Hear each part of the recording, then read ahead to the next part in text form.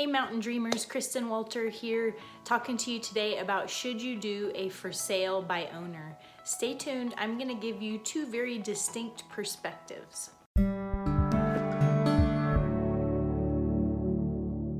Welcome to the channel. If you've never been here before, my name is Kristen Walter. I'm the broker owner of the Mountain Dream team here in Colorado. We serve rural and resort markets all over Colorado, and we come from a place of service and just providing you with as much information as we can so that you can make an informed decision. And we pride ourselves on relationships, and when you move to our area, we welcome you to our community. If you haven't already, click the like button, click the subscribe button. I'd love to hear from you. Put some comments below. Let me know what questions you have or how I can help you with real estate in Colorado. So this is a big topic right now. We're in a hot seller's market in most of the country. So should you sell your house on a for sale by owner? So a couple different perspectives. I was an investor before I was a realtor. And I was an investor for, I think, a good 10 years before I got my real estate license. My first house that I flipped in Houston, Texas, I bought it during the summertime when I was an elementary school teacher.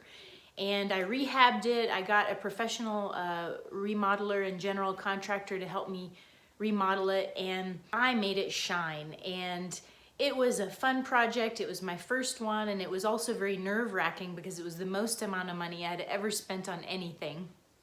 And hindsight 2020, I should have hired a realtor way before I did, and here's why. I had just come off this huge project, managing people, doing the remodel. It was just the worst house you could ever imagine, and we made it beautiful. And I was very proud of my work, and I thought, well, if I could do that well, I could sell the house well.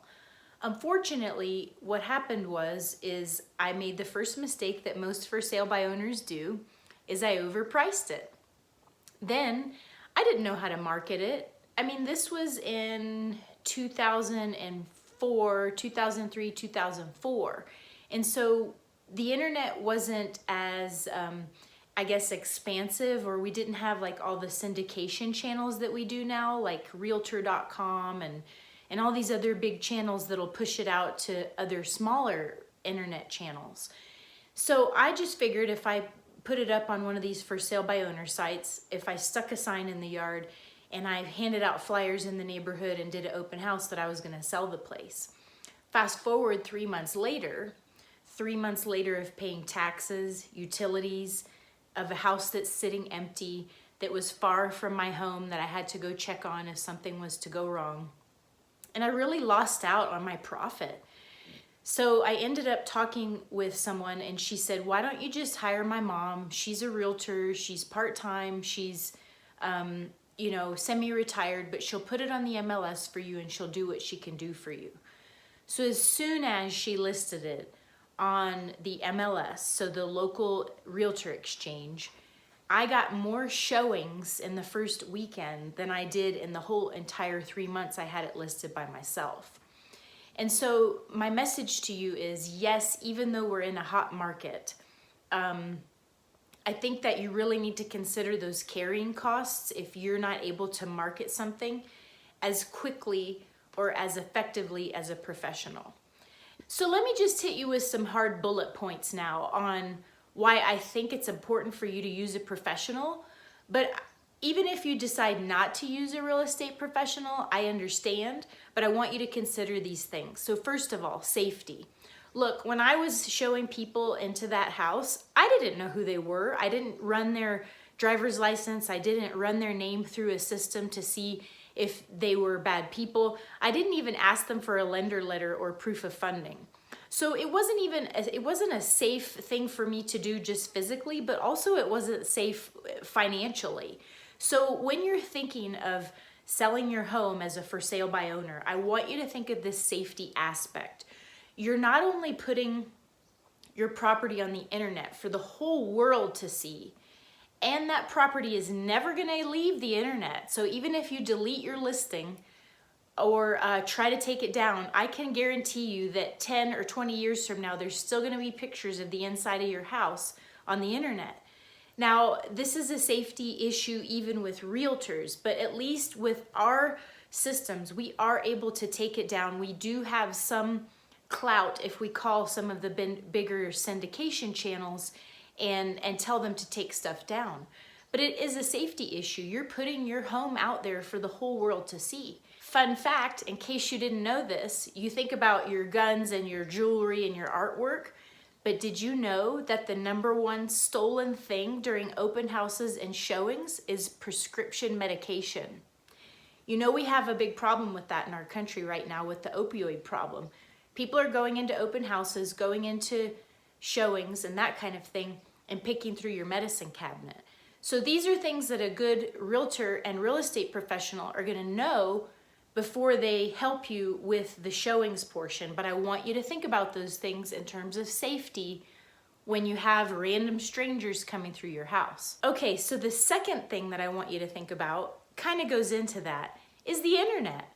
You know, back in the day, even when I told you that I did my for sale by owner, I probably had more power over the internet than a regular consumer does now. And then, you know, 30 or 40 or 50 years ago, you had way more power in terms of advertising because you can put your ad in the newspaper and people will call you. But now we have this thing called syndication.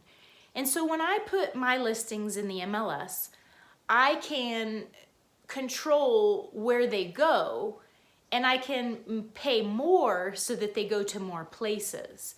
So for example, Realtor.com is a huge syndication channel. If I decide to put my listing on Realtor.com, it will go out to all these other tiny subsidiary websites that people are finding on the internet. It used to be that Zillow.com was a huge syndicator. It still kind of is, but now they are their own brokerage, and so it's some realtors aren't using them anymore, but they are a huge syndication channel. So when it comes to reaching your customers on the internet, I can guarantee you that I will have, as a real estate professional, way more hits and way more incoming numbers on my listings than you would if you were to put them on for sale by owner. I'm literally talking about you getting 100 hits on your listing over a period of a month versus me getting probably 10,000 hits on that listing.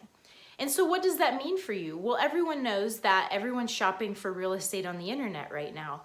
And if you don't have your listing perfectly beautiful with 10 or 20 or 30 professionally done photos, people are just gonna scroll right by. So I want you to think about that when you're doing for sale by owner. Are you getting professional photos done? Are you getting enough of them? Are you writing the captions? Are you syndicating to at least 100 different syndication channels? Something to think about. That leads me to my next topic, is even if that's all you get from a real estate agent, you are getting more value than paying whatever money you're paying to the for sale by owner site.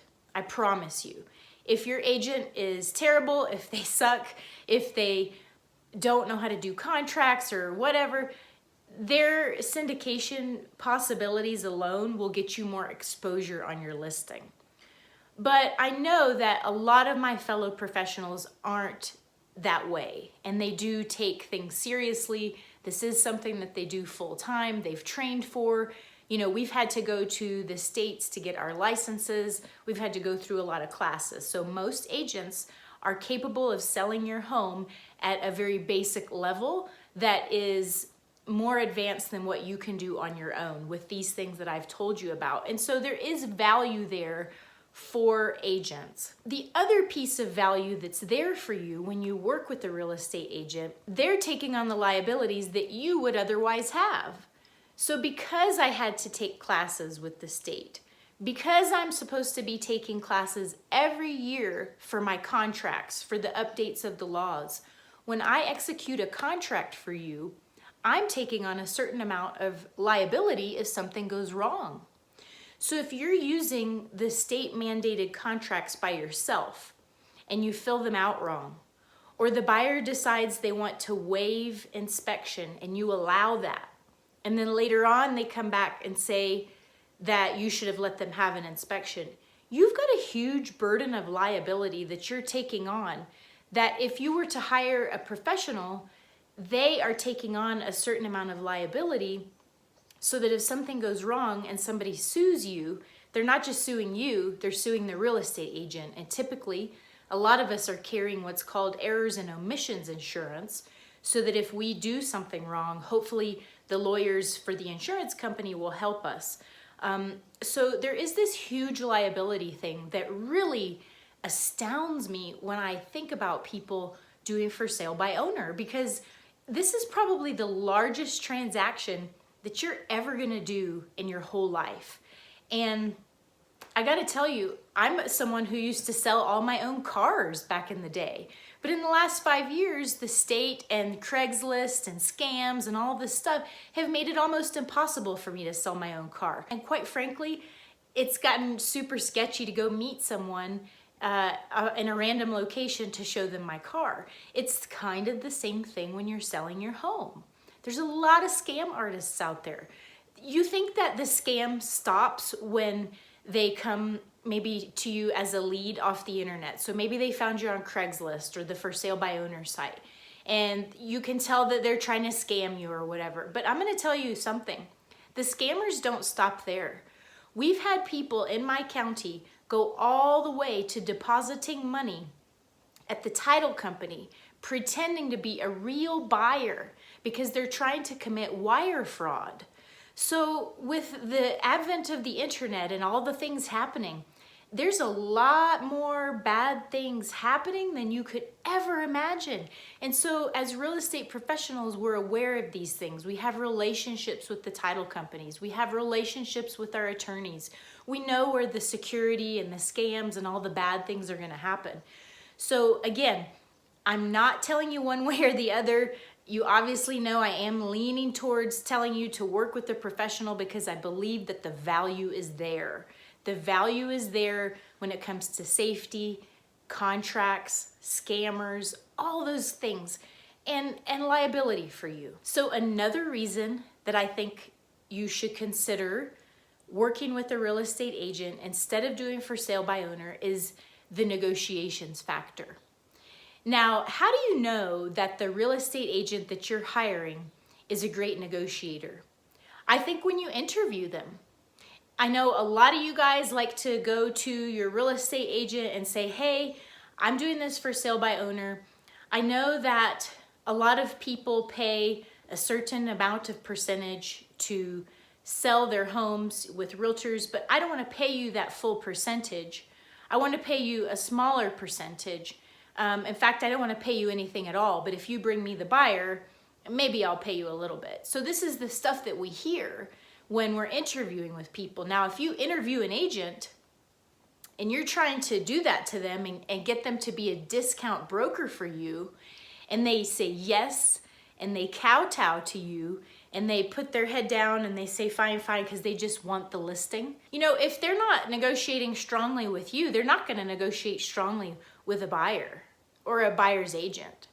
So when you are hiring a real estate agent who's a professional, who does it all day, every day, those are strong business-minded people. They're strong negotiators. And we know the tricks of the trade day in and day out. Again, I'm gonna bring it back to a car salesman. If you went to a car sales lot, don't you think that they know how to negotiate with people, not just their suppliers, but their buyers? It's the same thing with real estate. We know all the games that all the players play, and we know how to negotiate. Me personally, I've taken lots of negotiations classes. It's what I pride myself on. It's what I love to do. It's what I'm passionate about. I love getting in the game and negotiating those contracts and those terms. So when you're thinking about selling your house by yourself, and you've done all the things that you need to do, you've staged it, you've cleaned it, you've updated it, you've taken photos, you've put it on the internet, you've learned enough about the contracts to be dangerous. You've got the contracts off the state website. You've tried to figure out how to fill them out. You get an offer in, and the person comes to you and wants to negotiate with you based on whatever. Are you gonna have the time and the energy to put forth with that? Are you gonna be able to set aside your emotions and try to figure out, is the money there? Can I close this deal? Is the person really asking for something that is necessary with regards to inspections, or are they just trying to get more money out of me?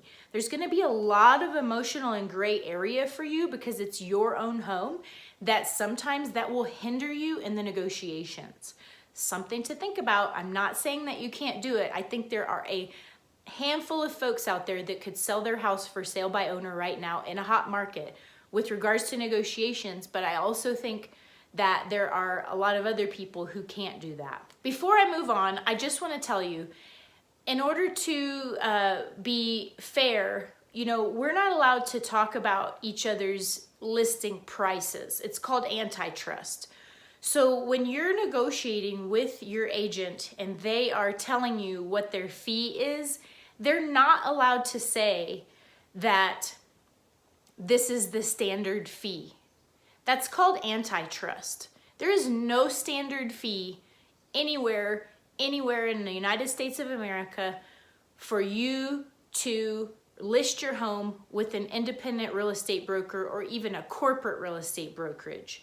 Now, they might have a standard within their brokerage, right? Like you might meet with a real estate agent from a larger brand, and they might say, look, I can't take the listing. I can't serve you for that price because my company doesn't allow it. So please don't let any agent tell you that there's a standard fee. That is completely against the law. It's completely illegal. Everything is negotiable in real estate. The last piece I have on negotiations is, let's just put forth this scenario to you. It's kind of a pop quiz, and I want you to put your answer below what you thought when I first told you about this. Now, let's say, for example, you have the hottest house in the hottest market, and you know that you could get 20 offers in the first weekend. 20 offers come in. 10 of those offers have what's called a love letter, and it's a picture of a family, a mom, a dad, a baby, and it says, "Dear seller, we are the Walter family from Houston, Texas, and I'm a teacher, and my husband is an engineer, and we have a 3-year-old baby, and we would love to be able to come to your home and buy it. My husband's just been relocated here for his job. Please consider our offer. We're a young, growing family. We have a little kid who wants to go into the local school. We love the local school. We love you guys and your house so much. We'd love for you to let us buy your house from you." Okay? It seems very homemade, apple pie, American, whatever, right? It seems very innocent.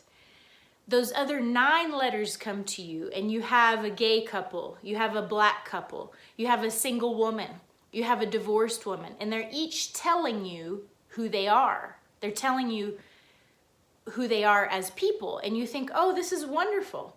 And so you sit down with your significant other, and you say, let's pick the young family, because we were a young family once, and we want to give someone an opportunity to grow their family. This is completely against the law. It violates every fair housing law we have in the United States of America, not just each state, but you would be violating the fair housing laws because you're picking one family, one individual, one group of people over another based on who they are. So when it comes to negotiations, how do you handle that? You've got 20 offers on the table. Maybe you've called all of their lenders and made sure that they are viable, and then you're narrowing it down to those 10 people that sent you those 10 love letters. What are you supposed to do in that situation? Well, I will tell you. First of all, in all of your advertising, it's necessary to say that you do not accept love letters. You will not read them. Period, end of story. That's it. And as a real estate agent, we know that. Or we should know that. Not everyone does. Not everyone's catching on. But in a hot market, if you're trying to do what's right and go with your heart and you think that this is the right thing to do, it's actually illegal. So a good agent, a good broker is going to know how to protect you from that. So if I get a letter like that from another real estate agent, I'm picking up the phone to that agent and saying, hey, this is against the law. I'm not even presenting it to my seller. That's the first thing you should do to negotiate with regards to all your multiple offers. Now, what if you have multiple offers? So 20 offers, which is very common right now in our market. Everybody is qualified. But you have some that are a 2-week close, no inspection contingency. You have some that are a 30-month close with the VA loan. How do you decide? How do you know who to pick? How do you negotiate with 20 people in one weekend? I'll tell you, this is what we're doing. We have spreadsheets, we're going to trainings, we're getting certified through the state with continuing education credits to make sure that we're representing you as the seller fairly, that we're treating every party that comes through the door fairly, that we're not violating any fair housing laws. So I just want you to be very aware with regards to multiple offer scenarios that in a hot market, which is why a lot of you guys are thinking about doing your for sale by owners, you're gonna have to think about these things because hey, the money's gonna be beautiful, right? It's gonna be really good. You're gonna tell all your friends, oh, I did my house for sale by owner and I got 20 offers and I picked the highest one and they closed in 2 weeks and it was all cash and the money's in the bank. Well, guess what? What happens if they come back a month, 2 months, 3 months, 6 months later with whatever they wanna come back with? They don't even need a real reason. We live in a litigious society where people like to sue. So maybe a year from now, if the market tanks, the economy tanks, and they're pissed off that they paid too much money for your house, who do you think they're gonna come back to? What contracts do you think they're gonna look through to see if you did anything wrong? What do you think that their lawyer is gonna do and asking if you reviewed offers with love letters? There's just gonna be so many things. Like, there's just so many things that could go wrong even after the money clears the bank. So these are the things that I wanted to share with you. I know it's a hot topic. Look, I've made the same choices that you're thinking of making in terms of doing for sale by owner. But if you pick the best real estate agent that's gonna work hard for you, they are more than enough gonna make up the value that you pay for them. I promise you that. Thank you for watching. Drop a comment below. Make sure you click the like button, subscribe button, go watch some of my other videos, go follow me on social media. And of course, if you're coming to the mountains of Colorado and you're thinking of buying or selling, please give me a call, send me a text, send me an email. Me and my team would love to be able to help you. Thanks for watching. I'll see you in the mountains. Bye for now.